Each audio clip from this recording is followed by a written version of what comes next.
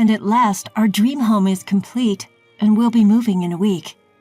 In the midst of it all, my husband dropped a bombshell. Seems like Mom and the others have started packing up too. What? Is your mom moving too? Huh? What are you talking about? Of course they are moving to the new house. Wait, by new house, do you mean your mom bought a house too? Are you out of it? The new house is the one we bought. Wait, what do you mean? My name is Maria, a 34-year-old corporate employee. I've always been dedicated to my work, prioritizing it over romance. This focus allowed me to be promoted at an early age, be entrusted with various tasks, and often land in positions with responsibility. I work for a pharmaceutical company, where my role is to visit healthcare professionals, such as doctors, to provide, collect, and convey information about the quality, effectiveness, and safety of our products. I am busy traveling to various hospitals daily and preparing presentations on new drugs for doctors, even when I return to the office. My workaholic tendencies are such that my parents have often suggested, if you can't find a good man, why not go on blind dates?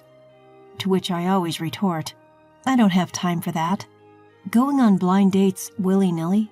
I don't want to be so indiscriminate. However, I've started to wonder if I should continue my life as a single woman. My friends are getting married one by one, and my close friend who used to say, let's enjoy our single life and travel a lot, is now a mother of 2. Although I still believe that marriage isn't everything in life, I'm starting to feel a sense of urgency about whether I should end my life without experiencing marriage. That's when I met Robert, who later became my husband. A friend, hearing about my concern, introduced me to him at a party she hosted. Robert, 5 years younger than me, was 29, apparently works as a web designer. Like me, he had prioritized his work and often ended up being dumped because he wasn't good at balancing work and love. I thought, he's just like me, and felt a strange kinship with him. We hit it off right away and began dating. He understood our work commitments, so we only met when our schedules allowed, which made the relationship very comfortable. He seemed very dedicated to his work and gave me a very serious impression, which made me think that I could marry him. His parents had also suggested to him that it's about time you should think about marriage, and had even brought up the subject of arranged marriages. This similarity in our circumstances made me feel that he was indeed the right person to marry. After about a year of dating, we got married. My parents were thrilled that I was getting married, and my mom even burst into tears. I believe she was genuinely happy because she cried so much. Not just when we announced our marriage, but also during our wedding ceremony. This is how the married life of my husband and I started, but we immediately hit a wall. That was the presence of my in-laws. Since our house was about a 10-minute walk from my in-laws, we often got called over. It was always my mother-in-law who would call us, seemingly with the intention of badgering the daughter-in-law while meeting her son. My mother-in-law frequently made snide remarks toward me to the extent that my husband and father-in-law wouldn't notice, and she would often make me do household chores for no good reason. Maria, I have a backache. Could you do the cleaning for me? Okay. Great. Could you clean all the rooms and corridors on the first and second floor? Another person who troubled me was my sister-in-law. She had a sharp tongue to begin with and would openly insult me, regardless of whether my husband or father-in-law were around. Maria, you seem like such a plain and boring woman. My husband and father-in-law would scold her, but she just ignored them and did whatever she wanted. I want to eat something sweet, Maria. Go and buy it. Oh, perfect timing. Please also buy some ingredients for dinner while you're out. Though I wondered why I had to do these things, I initially thought it was better not to rebel against my in-laws, so I complied quietly. However, this only served to encourage my mother-in-law and sister-in-law. They started to harass me every chance they got. After that, I grew weary of visiting my in-laws and started telling my husband, I don't want to go. My husband said, well, I won't force you to come, but also expressed his dissatisfaction, saying, they're my family, so please try to get along with them. I could have gotten along with them if my mother-in-law and sister-in-law had been kind. Since my husband didn't forcibly take me, I was able to avoid going to my in-laws for a while, but I had to go during Christmas and Thanksgiving because it was hard to decline those invitations after usually refusing them. However, when I showed up at my in-laws, my mother-in-law and sister-in-law treated me as if they'd gotten a new toy to play with. I only have to see them once or twice a year, so I just have to endure this, I would tell myself, to get through these visits. If it weren't for the situation with my in-laws, my married life with my husband would have been close to ideal. He knew I loved my job, so he let me do overtime whenever I wanted, and we shared household chores.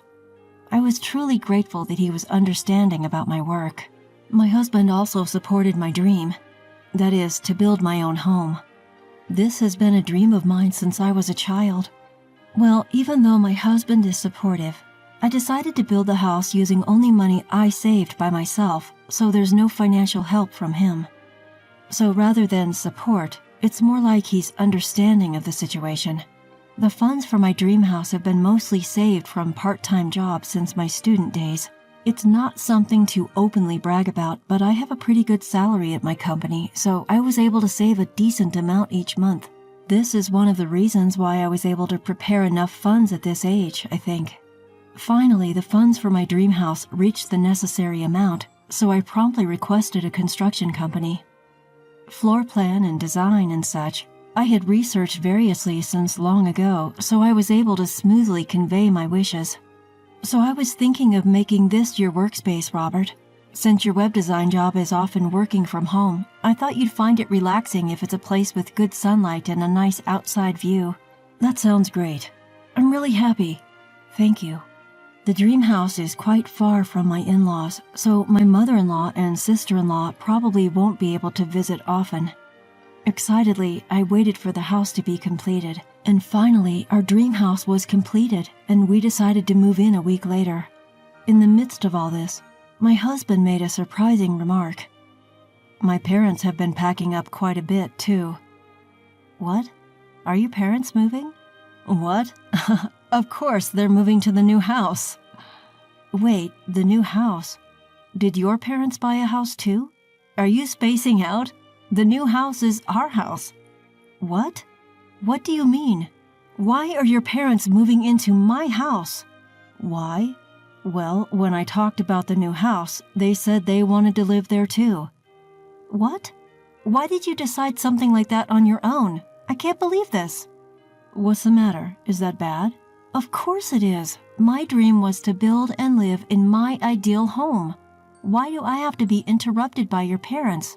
Interrupted? They're my family. You may not have noticed, but I've been bullied by your mother and sister. I can't live with them. Even after I said this much, my husband did not understand and said something unbelievable. Enough. Stop being so selfish. What? My mom and sis were saying this. They said they were troubled by your bad attitude. They said they just wanted you to be a good wife. You took their side? You believed them? Enough. You really don't listen, do you? You're older but act like a child. Anyway, I'm giving our new house to my parents. If you resist, yeah, we'll get a divorce. What? Yes, I'm serious. I'm going to visit my parents' house today. You should stay alone and cool down your head. Reflect on your actions. And saying that, my husband went to his parents' house. I felt my love for my husband cool down in an instant. After all, he was a child born of that mother. Perhaps his self-centered nature was fundamentally the same. The next day, my husband returned home with a smug look on his face. Have you reflected yet? What am I supposed to reflect on? Are you sure of your words? Here are the divorce papers. I've already filled out my part. Didn't I tell you? I'm serious. If you're not repentant, we're getting a divorce. Think you can remarry at your age? Just stop being stubborn and listen to what I'm saying. Even my parents said they'd forgive you. I understand. Good girl. If you've learned your lesson, don't defy me again. I can't believe I didn't see my husband's true colors until now. Maybe he showed his true colors when I got a valuable new house. It seems like he's the type who becomes arrogant when he succeeds. I'm glad I found out before we started living together. I immediately filed the divorce papers and handed in at the city hall. We're no longer husband and wife, and I no longer have to let his family into my house. Luckily, to make me reflect, he had been staying at his parents' house for a few days, so I was able to move all my belongings to the new house first. The new house was just as I had imagined. Every corner of it was exciting. I bought new furniture and appliances and replaced them with the ones I had chosen, so I was filled with happiness just being in this space. Then, my ex-husband came to visit the house. When I looked at the video from the intercom, it seemed he had brought his parents and sister with him. Oh, I forgot to tell him that I had filed the divorce papers. When I answered the intercom, my ex-husband said irritably, "Open up quickly." "Sorry, I can't do that." "Huh? What are you messing around for? Let us in." "Damn, what do you mean moving in all by yourself without telling us?" "Sorry, I forgot to tell you." "I'll forgive you, just let us in now." "That's why it's impossible." What I forgot to tell you was that I had filed for divorce." "What? What do you mean?" "That means I've submitted the divorce papers you gave me. We're no longer husband and wife. That's why I can't let you all in this house." "You can't be serious." "Hey, Robert, what's this about a divorce? Didn't you two agree to live together?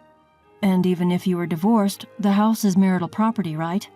Why is the wife occupying it?" "That's right, our son should have a right to live here too." "Robert, didn't you explain it properly? This house is entirely in my name as I paid for it in full." Through the video intercom, it was clear that my former in-laws were at a loss for words. "Hey, Robert, you always said come to our house. What's going on?"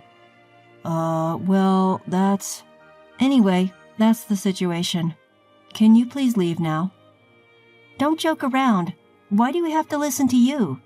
If you continue to linger, I'll call the police." The police?" Upon hearing the words police, Robert's family were completely taken aback.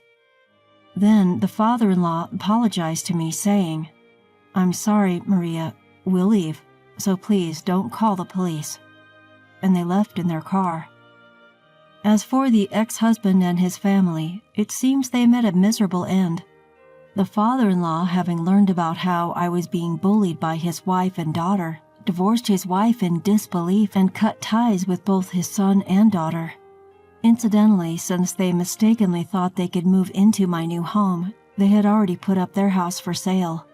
So the mother-in-law and sister-in-law, abandoned by the father-in-law, had no choice but to depend on Robert, who now supports them while being blamed by the two for "it's your fault." I wish them well as they continue to shift blame on each other and lead a life of poverty. It serves them right. On the other hand, I'm living very comfortably in my new home and often invite my parents and friends over to have a good time. While I do want to experience love again, now that I have my own house, I intend to be more careful in choosing a partner so that I don't fall for the wrong person again.